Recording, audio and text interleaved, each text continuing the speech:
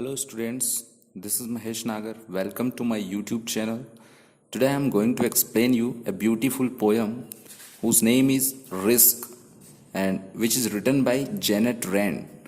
ये जो पोयम है रिस्क जिसका मतलब होता है जोखिम और ये general English class 12th MP board के लेसन नंबर 6 वर्कबुक में है।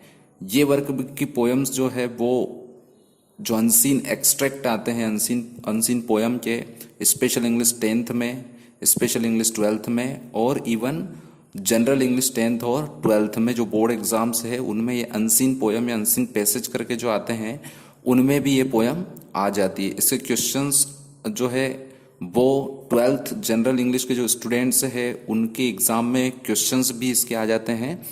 सो मैं आपको ये एक्सप्लेन करता हूँ लाइन बाय लाइन। इसके जो वर्ड्स है उनके ऊपर ध्यान देना, उनके वर्ड मीनिंग भी आ जाते हैं। अगर ये अनसीन पोयम के तौर पर आती है तो इस पोयम में कई सारे वर्ड्स है जिनके मीनिंग्स जो है साइनोनिम्स वो पूछ लेते हैं। ठीक है, तो आप ध्यान से देखिएगा, बहुत अच्छी पोयम है। ये केवल आपके सिलेबस और आपके एग्जाम के पॉइंट ऑफ व्यू से नहीं बल्कि लाइफ के पॉइंट ऑफ व्यू से भी देखें तो बहुत ही शानदार पोयम है। स्टार्ट करता हूं। To laugh is to risk appearing the fool, to weep is to risk appearing sentimental.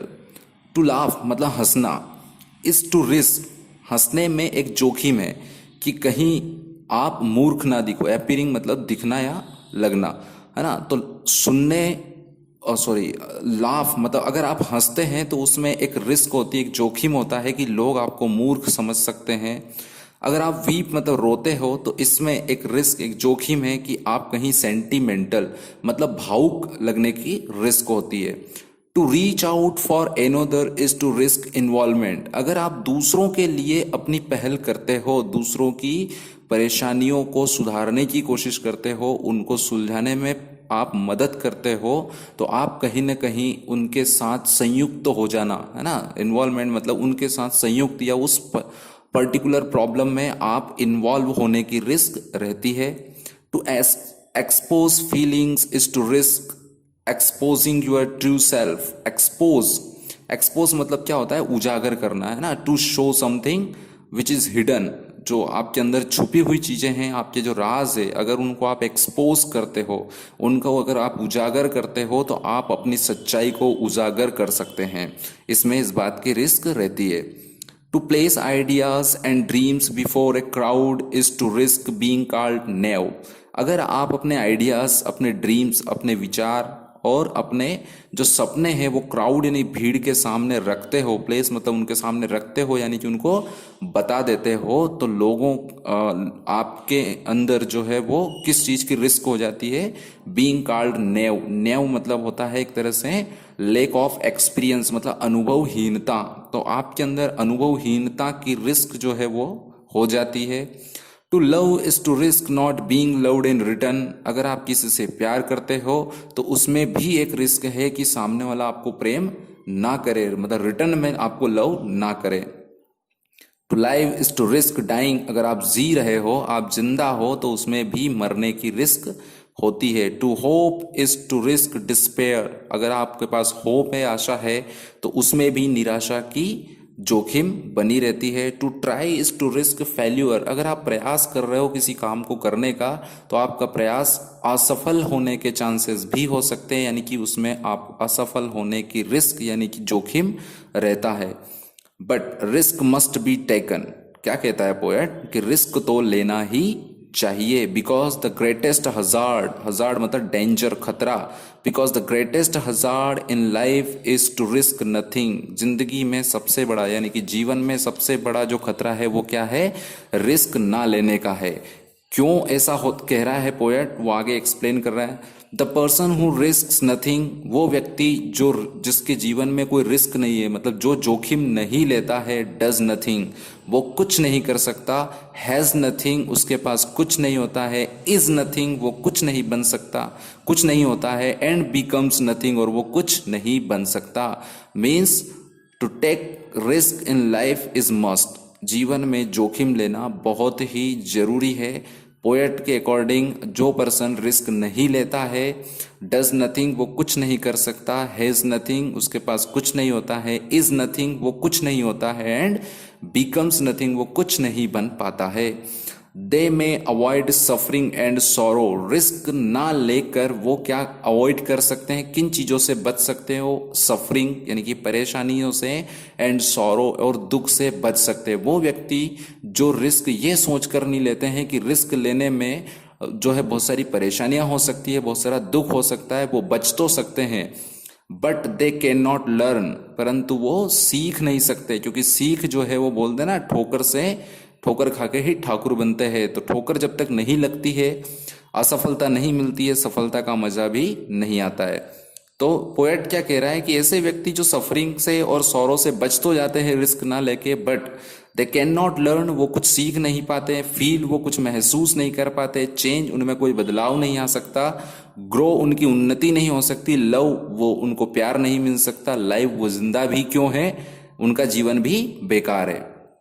चेंड मतलब कि बांधना, चेंड बाय देयर सर्टिट्यूड, सर्टिट्यूड मतलब क्या होता है, निश्चितताएं, तो वो निश्चितताओं से बंधे हो जाते हैं, मतलब वो हमेशा एक स्टैटिक लाइफ जीते हैं, हमेशा एक स्थायित्व वाला जीवन जीना पसंद करते। दे आर स्लेव्स, वो क्या होते हैं, सर्वेंट होते हैं। स्लेव्स मतलब एक तरह से बॉन्ड मैन जिसको बोलते हैं ना, बंधुआ मजदूर, या हम बोल सकते हैं कि गुलाम, जो दास होते हैं, वो केवल क्या होते हैं, दास होते हैं। They have forfeited their freedom, forfeited मतलब हरण कर लेना, उनकी यहाँ पे क्या लिख रहा है, they have forfeited their freedom, उनसे उनकी आजादी छीन ली जाती है।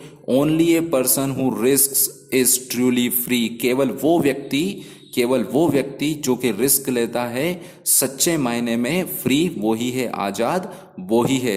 इन शॉर्ट अगर हम बात करें पोयम की, तो पोयम जो है वो बहुत ही कुछ हमें सिखाती है। वो कहती है कि अगर आप सोचते हैं कि जीवन में रिस्क लेना दुखों का कारण होता है, तो आप फिर हंसते क्यों हो, आप फिर रोते क्यों हो, आप दूसरों की मदद क्यों करते हो, आप अपने ड्रीम्स और अपने आइडियाज जो है वो दूसरों को क्यों बताते हो, अपनी फीलिंग्स दूसरों के सामने क्यों जाहिर करते हो, आप किसी और से लव क्यों करते हो, आप जिंदा ही क्यों हो, क्योंकि इसमें तो मरने की रिस्क है, आप आशा क्यों रखते हो किसी चीज से, आप प्रयास क्यों करते हो जीवन में, क्योंकि प्रयास करने से तो असफलता मिल सकती है, सफलता मिलेगी प्रयास करने से, ये हमारा विश्वास रहता है, इसमें हमारी आशा रहती है, होप रहती है हमें।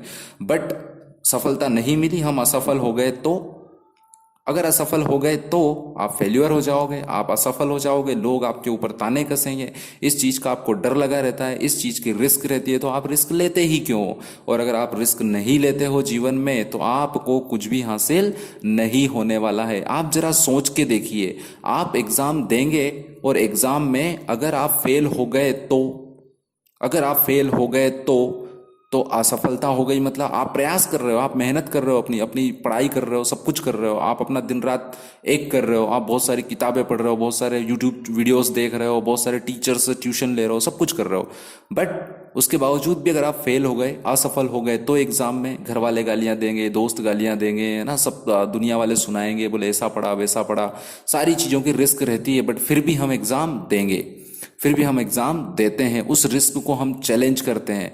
हम बिजनेस स्टार्ट करते हैं, अगर हम बिजनेस स्टार्ट करने से पहले ये सोच ले कि यार बिजनेस फेल हो गया तो, नहीं, आप नेगेटिव मत सोचिए, आप इसका जस्ट अपोजिट सोचिए। मैंने एग्जाम दी, अगर मैं पास हो गया तो, मैंने बहुत सारी किताबें पढ़ ली, मैंने ट्यूशन कर ली, मैंने यूट्यूब चैनल्स देख लिए, मैंने वर्ड मीनिंग अच्छे सीख लिए, और अगर मैं रैंक लेके आ गया तो, अगर मैं अपनी सिटी अपने टाउन में फर्स्ट आ गया तो, अगर मैं अपने स्टेट में फर्स्ट आ गया तो, अगर मैं अपने डिस्ट्रिक्ट में फर्स्ट आ गया तो, आप इस तरह की तो वाली बातें को सोचिए। आप अगेंस्ट मतलब उसके अपोजिट ना सोचते हुए आप जो है सकारात्मक पॉजिटिव वे में आप सोचिए, डेफिनेटली आपकी रिस्क जो है, आपकी होप जो है वो सक्सेस होगी। अब हम एक एक करके इसके कुछ जो मीनिंग से है वो आपके सामने रखता हूं मैं। इसमें पहला है सेंटिमेंटल। सेंटिमेंटल का मतलब होता है बीइंग इमोशनल, मतलब भावुक हो जाना। ये सेंटिमेंटल जो है एक एडजेक्टिव है, और सेंटीमेंट अगर हम बात करें तो ये एक सेंटिमेंटल में से हम क्या कर देते हैं, एल को हटा देते हैं, सेंटीमेंट कर देते हैं। सेंटीमेंट का मतलब जो होता है भावना हो जाती है, इमोशन हो जाता है। इन्वॉल्वमेंट इन्वॉल्वमेंट जो है उसका मतलब होता है पार्टिसिपेटिंग इन समथिंग, किसी चीज में हिस्सेदार बनना यानी कि संयुक्त हो जाना। सेंटिमेंट जो होता है वो एक नाउन होती है, और इन्वॉल्वमेंट जो होता है वो उसका वर्ब फॉर्म जो होता है इन्वॉल्व। इन्वॉल्वमेंट जो है एक नाउन है, इन्वॉल्व जो है एक वर्ब है, एक्सपोज एक वर्ब है, इसका मतलब होता है to show something hidden. Hidden मतलब छुपा हुआ, छुपी हुई चीज को उजागर करना।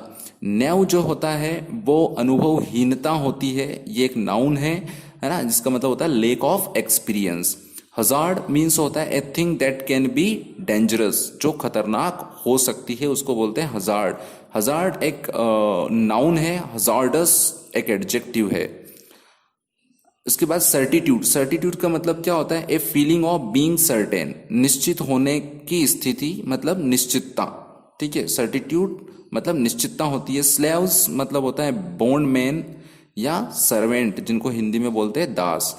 फोर्फीटेड मतलब फोरफीट मतलब वर्ब की फर्स्ट फॉर्म है, फोर्फीटेड वर्ब की सेकंड फॉर्म होती है, और फोरफीटेड वर्ड जो है एज एन एडजेक्टिव भी हम यूज करते हैं। तो इस फोरफीटेड का मतलब होता है to have something taken away, किसी चीज को आपसे छीन लेना, दूर ले जाना। इसका हिंदी में मीनिंग होता है हरण। इसको आप बहुत ध्यान से देखिए, बार बार देखिए, पढ़िए, समझिए कि ये आपके सिलेबस के अलावा भी आपकी लाइफ के लिए बहुत इंपॉर्टेंट पोयम है। वर्ड टू वर्ड फोकस करिए सो दैट आपके लिटरेरी जो स्किल्स है वो भी इम्प्रूव हो सके, आपकी बेसिक इंग्लिश इम्प्रूव हो सके। होप आपको सारी पोयम बहुत अच्छे से समझ में आई होगी। Thank you very much.